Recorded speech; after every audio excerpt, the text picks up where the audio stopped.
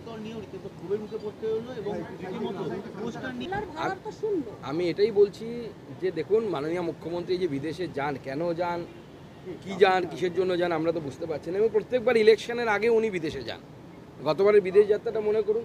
এবং আমি একটা অদ্ভুত ট্রেন্ড দেখতে পাচ্ছি, আপনারা লক্ষ্য করেছেন কিনা, মাননীয় মুখ্যমন্ত্রী যখন বিদেশে যাচ্ছেন উনি তো ভারতকে প্রতিনিধিত্ব করতে যাচ্ছেন, তো উনি তো দিল্লি গিয়ে বা মুম্বাই গিয়ে সরাসরি তো হিথ্রোর ফ্লাইট ধরতে পারতেন।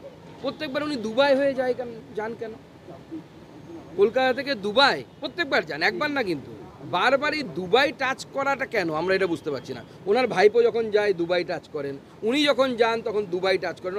অথচ পশ্চিমবঙ্গ একটি ভারতবর্ষের অঙ্গরাজ্য, স্বাভাবিকভাবে মাননীয় মুখ্যমন্ত্রী কলকাতা থেকে ফ্লাইট ধরে দিল্লি যেতে পারতেন বা মুম্বাই যেতে পারতেন, গিয়ে সেখান থেকে হিথ্রো সরাসরি আমাদের এয়ার কানেক্টিভিটি আছে, কিন্তু উনি যান না মানে এবার যাননি নন, কোনোবার যান না। ওনারা কি করেন, ওনার পরিবারের লোকেরা প্রথমে দুবাই যান এবং দুবাই থেকে তারপরে বিদেশে কোনো জায়গায় যান, আমেরিকা গেলে আমেরিকা যান বা লন্ডন যান। দুবাইটা কেন কমন পয়েন্ট? আর প্রত্যেকবার ভোটের আগে কেন যান? ডিপ স্টেট আছে নাকি এর মধ্যে কোনো কিছু? দেখুন না, অবশ্যই মোথাবাড়ির যে ঘটনা ঘটেছে আমরা যা দেখেছি সোশ্যাল মিডিয়া, আমরা বিভিন্ন লোকের কাছে, আমি নিজে যাচ্ছি, আমি আগামী পরশুদিনই মালদার মোথাবাড়িতে ঢুকবো এবং প্রশাসনকে বলবো তার আগে সব ঠিক করে ফেলতে।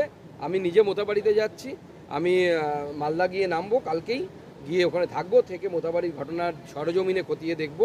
এবং যে ধরনের হিন্দুদের উপর অত্যাচার হচ্ছে, বলছে জয় শ্রীরাম, একটা স্ল্যাং ইউজ করে বলছে এই করে দেবো, এত সাহস! বাপের বেটা হয়ে গেছে নাকি সব বড়? হ্যাঁ, জয় শ্রীরাম এই বাংলার মাটি নয়, ভারতবর্ষের মাটির সাথে অঙ্গাঙ্গিভাবে জড়িত। বাঙালি গোটা ভারতবর্ষ রামচন্দ্রের করা পুজো ভুলে গেছে, বাঙালি মনে রেখেছে, বাঙালি দুর্গাপুজো করে, এখন রামচন্দ্রের করা দুর্গাপুজোকে বাঙালি বয়ে নিয়ে বেড়াচ্ছে। অকাল বোধন বাঙালি পালন করে, মা দুর্গার পুজো করে, আর সেখানে এই দু চারটে খোঁচকে ছোড়া মাদ্রাসা ছাপ পাকিস্তানের সমর্থক, তারা এত বড় কথা বলবে? আমি বলবো বাংলার মানুষকে, যেদিন ওই ছেলেটাকে মালদাতে রথবাড়িতে দেখতে পাবেন, ধরে ওকে একদম আগা পাঁচতারা একদম ব্যবস্থা করুন। পুলিশ যদি অ্যারেস্ট না করে, এই পুলিশ অ্যারেস্ট করবে না। আমি পুলিশকে প্রথমেই বলছি, যে ছেলেটির ভিডিও দেখা যাচ্ছে সে যদি অ্যারেস্ট না হয় আগামী দিনে পুলিশকে আমরা থানা ঘেরাও করতে, এসপি অফিস ঘেরাও করতে বাধ্য হব। না, অক্সফোর্ড কেন, গোটা বিশ্ব এখন চিন্তিত বাংলার হিন্দুদের নিরাপত্তা নিয়ে। কারণ বাঙালি এমন একটি জাতি যারা একবার ডিসপ্লেসড হয়েছে, পূর্ববঙ্গ থেকে এপার বঙ্গে, এই বঙ্গে বা পশ্চিমবঙ্গে আসতে বাধ্য হয়েছে। এবার বাঙালি কোথায় যাবে? স্বাভাবিকভাবে গোটা বিশ্বের চিন্তা করা উচিত। অক্সফোর্ড কেন, পৃথিবীর প্রত্যেকটি বিশ্ববিদ্যালয়ে এটা আলোচনা হওয়া উচিত বাঙালির ইতিহাস নিয়ে, বাঙালির কৃষ্টি সাহিত্য। আমরা ছোটোবেলা থেকে কবিতা পড়তাম, গল্প পড়তাম, লেখক পরিচিতি, লেখকের বাড়ি কোথায়? অধুনা বাংলাদেশে। এই তো বাংলার ইতিহাস, বাঙালির ইতিহাস। আপনারাও পড়েছেন নিশ্চয়ই, লেখক পরিচিতি যখন পড়তেন, বেশিরভাগ লেখকের বাড়ি অধুনা বাংলাদেশ। তো এই যদি হয়ে থাকে বাঙালির সাথে, বাঙালির ভবিষ্যৎ কি?